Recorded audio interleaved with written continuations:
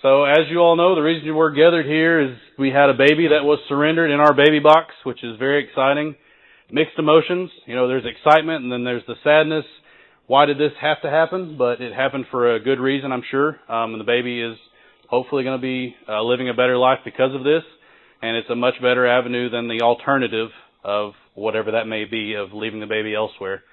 Baby's in good health at the hospital. I'm assuming the baby stayed the night over at the hospital last night. And everything is good with the baby. Actually, this was a real test of the baby box because we were not in the station when the baby was dropped off here. We were at another station doing training. We got the notification, the tones dropped, and we responded here, and there was an actual baby in the box, which was very surprising for all of us. You know, it's unexpected. But like I said, baby's in good health, and everything is good. Any questions for me before Monica or Judge Haddock speaks? Good. I want to thank Kiwanis definitely for the 100% funding and Right to Life for making this possible. And it came to fruition here, and we had a good result because of it.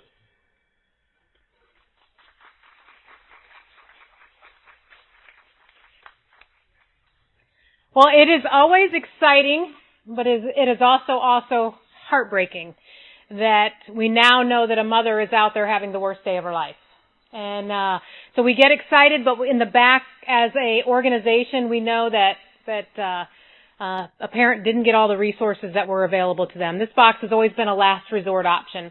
My name's Monica Kelsey. I'm the founder and current CEO of Safe Haven Baby Boxes, and we're the only organization in America that is literally saving babies in boxes at fire stations and hospitals. And it never gets old getting a call letting us know that we had a baby placed in one of our boxes, and that's exactly what we got from this fire station within the last few days. There's 3 reasons why we hold a press conference after a baby is surrendered. It is not to pat ourselves on the back at all. There is 3 reasons. The first reason is to address the parent that came here. This parent did this in secret. This parent did this anonymously. That is her right to do this, and we honor that. But we want to tell her how thankful we are. And so right now I'm going to speak directly to this parent who came here, surrendered their healthy newborn, and walked away. And I just want to say thank you. Thank you for keeping your child safe. Thank you for entrusting the Montgomery County Fire Department to take it from here. Your baby was picked up in a matter of minutes.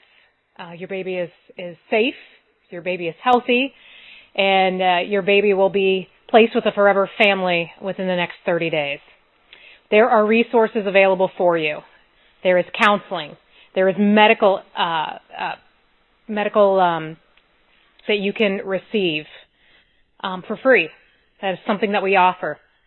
Call us if you need any of the resources. Call us. Our number is 1-866-99-BABY1. If you just need someone to listen on the other end of the phone, there is a counselor that answers that line.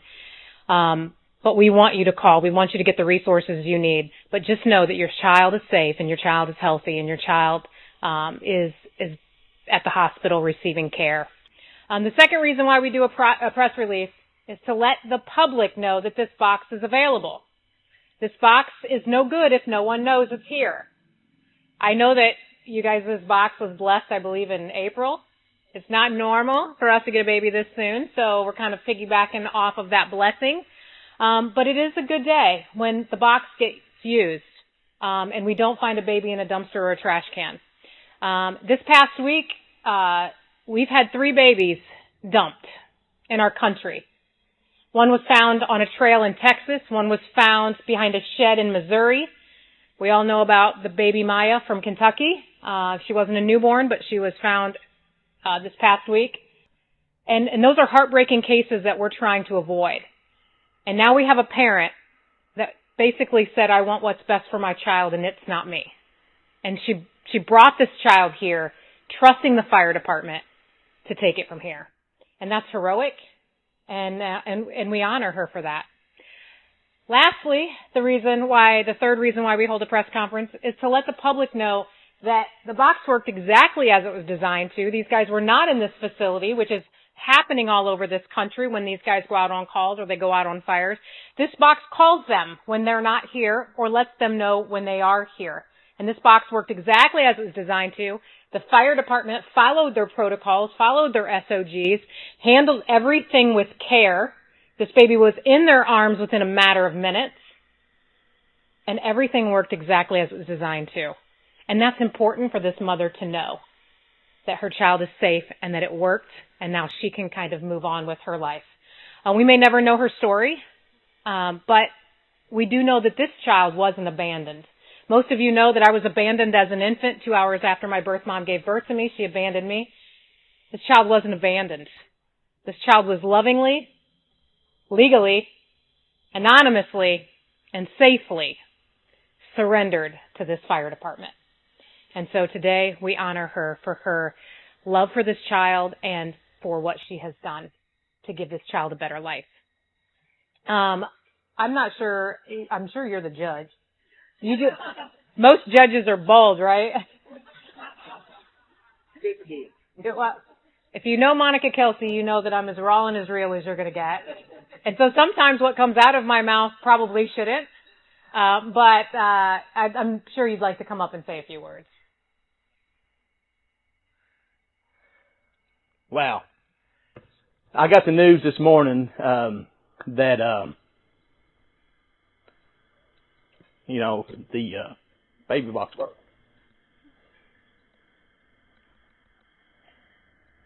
And it's hard not to be emotional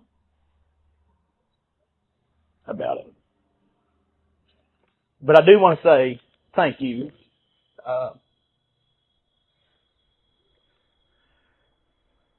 What do you say in a moment like this?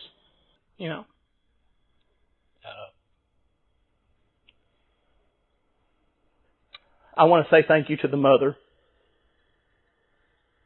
that made a tough decision.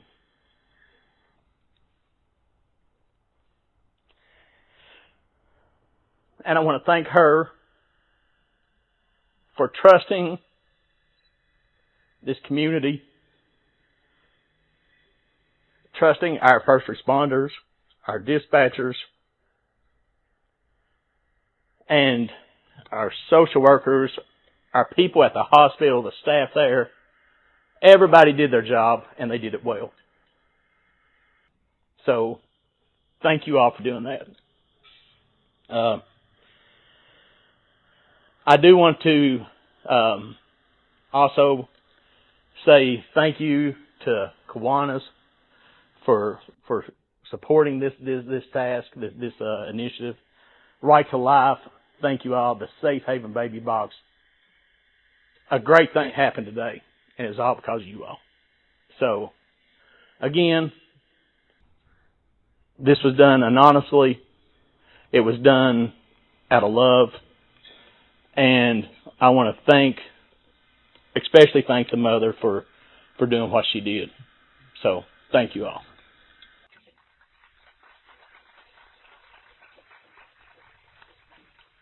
We're going to open it up to questions. I'm sure Zach and the judge. I do know that there's another media outlet that is running late that will be here, so you'll probably do an interview. But anybody have any questions? It's just a blessing that in April this box was blessed, and then this past week we got its first blessing. And it's amazing to see people in the community come together, raise the funds to do this for just the chance that it may get used one day. Well, it's been used. It's paid for itself, so the second one that you get is now going to be a bonus, and the third, and the fourth. And however many women need to use this resource, it is here. It is available if you need it. This is a last resort option for parents. We want them to choose something, a parenting plan, an adoption plan, or we want them to walk into this facility and hand this child to these guys. But if they can't, we want them to utilize this box. And that's exactly what happened this past week. And so we're thankful for her for choosing something safe.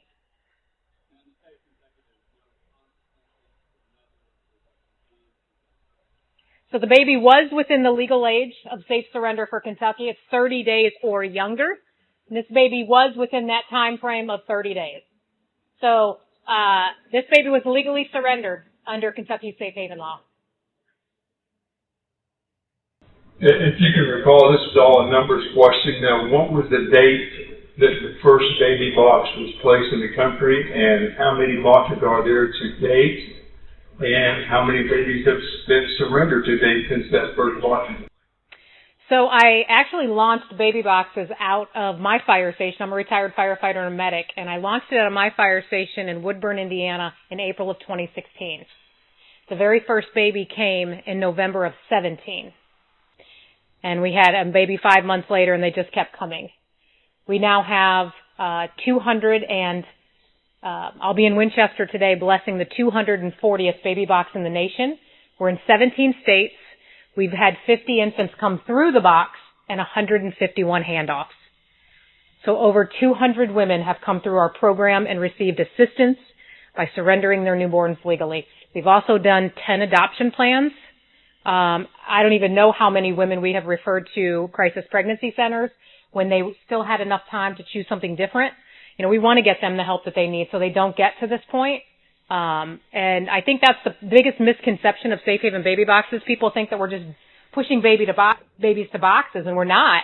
We want them to do a parenting plan or an adoption plan and pick the parents who, who they want to raise their child. But if they can't, this is another option for them, and this is what this mom chose. This is just a closed adoption. That's how it's processed. This is just a closed adoption where the parents are not listed. Funny story. I know we're all here for something else, but being the very first baby box in the country, baby boxes had never come to America before until I brought them here. And I launched in my fire station in Woodburn, Indiana in 2016.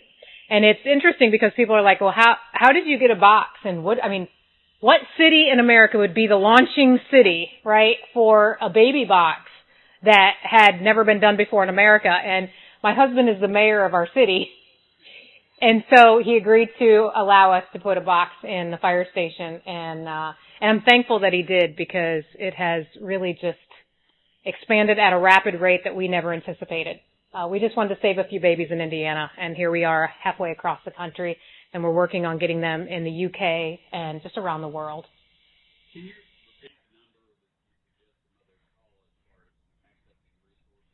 Yes, it's 1-866-99-BABY-1. It is on every box. It is on every piece of literature in the orange bag.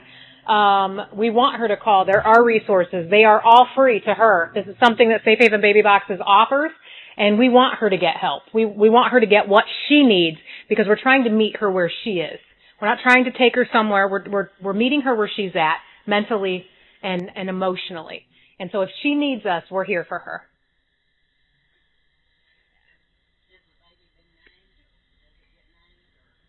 The state usually names it. We used to actually name our babies, and then we got to 40, and we were like, okay, we're out of names. We're gonna have to go back. But I don't know why this isn't the name that they were given, but we used to do it in house, and we haven't done that for a while. But maybe we should start back up, because every child deserves a name. Do you know anything? No, I assume that They'll give them a temporary name, and then when the adoption goes through, the adoptive parents will choose the forever name. What was the reaction in the fire station? It was very unexpected, because we just thought it was an actual alarm, because we've been told that happened. And so I said, I'll just go down and check it out. Very surprised. Crazy how this thing works, It's like we work to put it in, and I hear that from a lot of fire stations. They're like, we just didn't expect it. And it's like, well, what did you expect when you were putting a baby box in your wall? I mean, did you just want this nice little cool feature on the side of your firehouse? It did exactly what we put it here for. And so, but I get that reaction from a lot of fire guys. They're like, I just didn't realize it was going to happen. It's like, what did you think?